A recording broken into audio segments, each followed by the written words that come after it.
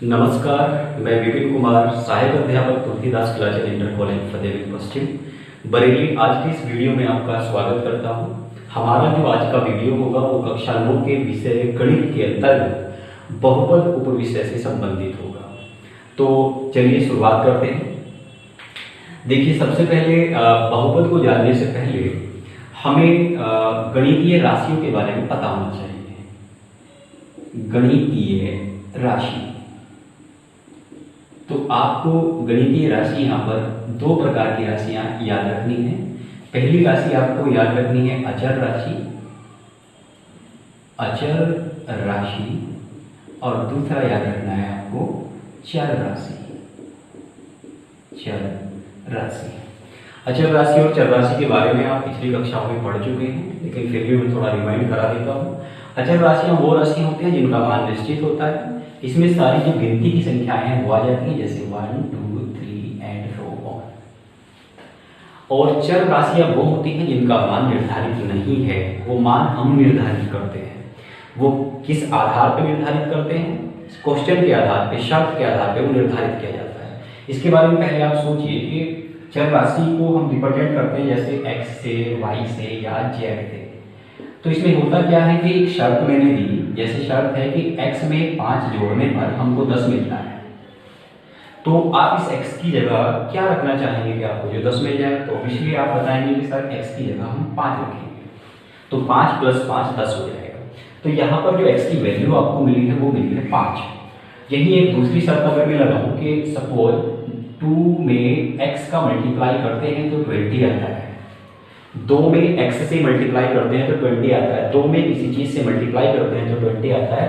तो ये जो कोई चीज होगी इसको आप 10 ही तो बताएंगे, 2 × 10 ही तो 20 आएगा।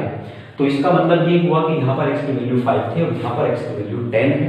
यानी प्रश्न की शर्त के अनुसार x की जो वैल्यू है वो बदल रही है, इसलिए इसको चर राशि कहते हैं। इसकी वैल्यू नियत नहीं होती है, ठीक है। अब बात आती है हमारा जो टॉपिक है, हमारा टॉपिक है बहुपद। तो आपको बहुपद की पहचान करनी है या बहुपद क्या है ये बताना है। तो देखिए, बहुपद में वैसे तो x, y, z कोई भी चर हो सकता है, या x और y साथ में हो सकते हैं, y और z साथ में हो सकते हैं। चूंकि हमारे सिलेबस में केवल एक चर आएगा, यानी x में होगा तो पूरा क्वेश्चन x में होगा, या y में होगा तो पूरा y में होगा, t में होगा तो पूरा क्वेश्चन हमारा t में होता है। तो बहुपद किसको हम कहेंगे? पहला क्वेश्चन और पहले ही क्वेश्चन एक्सरसाइज में हमसे पहली बार में यही पूछा जाता है कि निम्न प्रश्नों में कौन बहुपद है और कौन बहुपद नहीं है। तो इसकी पहचान करने के लिए आपको क्या याद रखना है? ऐसा व्यंजक देखना है, ऐसा व्यंजक जिसमें चर राशि की घात ऋणात्मक अथवा भिन्नात्मक ना हो।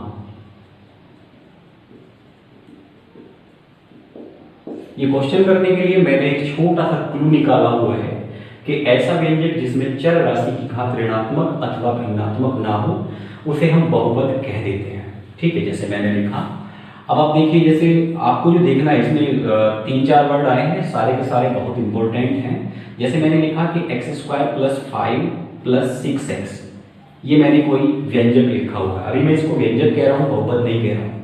अब देखिए, ये चेक करना है कि बहुपद है कि नहीं है। तो सबसे पहले आपको क्या देखना है कि जहां जहां चर राशि आई है, चर का मतलब x, y, z, तो एक यहाँ आई है, एक यहाँ आई है, तो वहां पर आप x की घात देखेंगे। तो यहाँ पर x की घात 2 है और यहाँ पर x की घात कितनी है? 1 है, और यहाँ पे x की घात 0 है। जहाँ पे x नहीं है वहां पे x की घात 0 है। तो आप देखिए, क्या घात ऋणात्मक है? नहीं है। क्या घात भिन्नात्मक है? नहीं है। इसका मतलब ये बहुपद है, ये बहुपद है,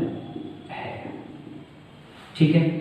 इसके अलावा मैं एक और क्वेश्चन लिख रहा हूं, जैसे मैंने लिखा √x + 7x² + 5, क्या ये बहुपद है?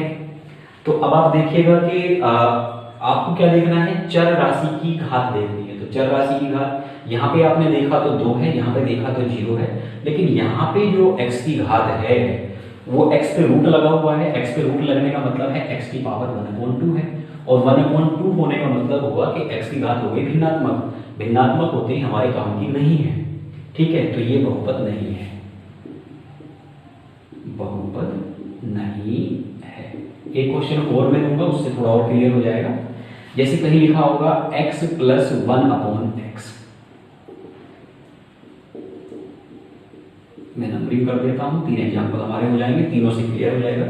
x + 1/x को पूछे कि क्या ये बहुपद है, तो आप देखिए यहाँ पे x की घात है 1, लेकिन जो ये वाला x है, जब ये x की घात नीचे 1 है, जैसे ये ऊपर जाएगा तो x की घात हो जाएगी -1, x की घात ऊपर जाके हो जाएगी -1, और माइनस नहीं होनी चाहिए, ऋणात्मक अथवा भिन्नात्मक नहीं होनी चाहिए, इसलिए ये भी बहुपद नहीं है, बहुपद नहीं है, ठीक है। तो पहली टाइप का एक्सरसाइज में जो क्वेश्चन होगा वो मुझे लगता है कि आपको समझ आ गया होगा, ठीक है, जिसमें हमको केवल यही पहचान करनी है कि कौन सा व्यंजक बहुपद है और कौन सा व्यंजक बहुपद नहीं है, ठीक है। इसके बाद हम पढ़ते हैं बहुपदों के प्रकार। बहुपदों के प्रकार, तो बहुपदों के प्रकार दो तरह से हम यहाँ पे इनको क्लासिफाई करेंगे, दो तरह से हम देख सकते हैं। एक तो हम देखेंगे घात के आधार पे, घात के आधार पर, और दूसरा हम देखेंगे पदों के आधार पर, पदों के आधार पर। तो इजी है, जो पहली टाइप हमारी आएगी घात के आधार पे। मान लो कोई बहुपद है हमारे पास जिसमें एक घात है, चर राशि की एक घात है, तो उसको आप कहेंगे रेखीय बहुपद, रेखीय बहुपद। यहां पे मैं सिंपल लिख देता हूं एक घात वाला, ठीक है, क्लियर रहेगा आसानी से, रेखीय बहुपद। बाकी दूसरे नंबर पे आएगा द्विघात, तो द्विघात का मतलब यही हो गया दो घात वाला,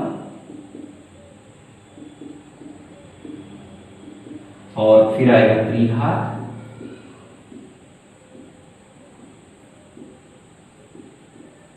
इसमें 3 घात आ जाएंगे,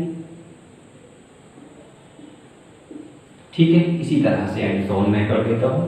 पदों के आधार पर देखेंगे, तो पदों के आधार पर देखेंगे तो पहला हमारा अगर एक ही पद होगा तो एक पदीय, एक पदीय बहुपद, दो पद होंगे तो द्विपदीय, और 3 पद होंगे तो त्रिपदीय बहुपद, और 4 होंगे तो चतुर्पद बहुपद, और 4 के लिए आप बहुपदीय बहुपद लिख देंगे, बहुपदीय बहुपद। 3 से ज्यादा वालों को सबको आप बहुपदीय बहुपद बोलेंगे। इसके बाद इसमें एक और आता है जिसको आप कहेंगे शून्य पदीय बहुपद, पदीय, शून्य पदीय बहुपद। अब इसमें क्या होता है, एक पदीय वाले में एक पद होगा, द्विपदीय में 2 पद, त्रिपदीय में 3, बहुपदीय में 3 से ज्यादा, और शून्य पदीय में कोई पद नहीं। अब ये कैसे बनेगा, जैसे मैंने लिखा है 0x², भाई वैसे तो दिखने में हमें एक पद दिखाई दे रहा है, लेकिन 0/2 होने के बाद ये खत्म हो जाता है, तो इसमें कुछ नहीं है। एक पदीय सपोज मैंने लिख दिया 7x, एग्जाम्पल भी दे देता हूँ। द्विपदीय में मैंने सपोज x + 7 लिख दिया, त्रिपदीय में मैंने x² + x + 7 लिख दिया, और बहुपदी में सपोज मैंने x⁴ + x⁵ + x�6 + x�7, 4 पद लिखे हैं, लेकिन ये कितने भी हो सकते हैं, ठीक है। एक इसमें क्वेश्चन आपको आता है बहुपद की घात, बहुपद की घात हमसे पता करवाता है कि बहुपद दे देगा और पूछेगा कि बहुपद की घात कितनी है। तो सपोज एग्जाम्पल से देखिए, जैसे x�7 + x�6 + x² + 9, ये एक बहुपद मैंने लिखा है। तो इस बहुपद में जो मैक्सिमम पावर है वो है 7, तो मैक्सिमम पावर 7 है, तो इस बहुपद की घात 7 हो जाएगी,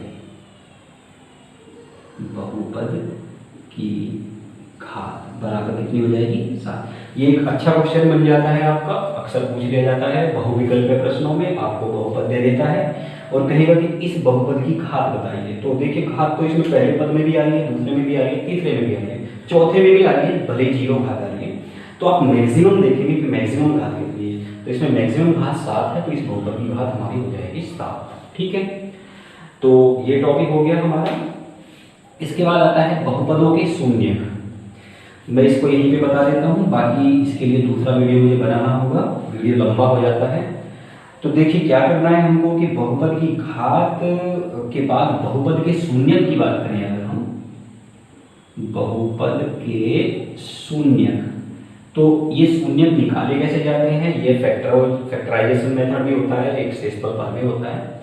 हमें यहाँ पे मैं बस ये देख करके आपको बताना चाहता हूँ कि जितनी पावर बहुपद की होगी उतने ही उसके शून्य होंगे। पहली बात बस आज इतना ही करना है हमको कि जैसे इस बहुपद में 7 पावर आई है तो इसके 7 शून्य होंगे।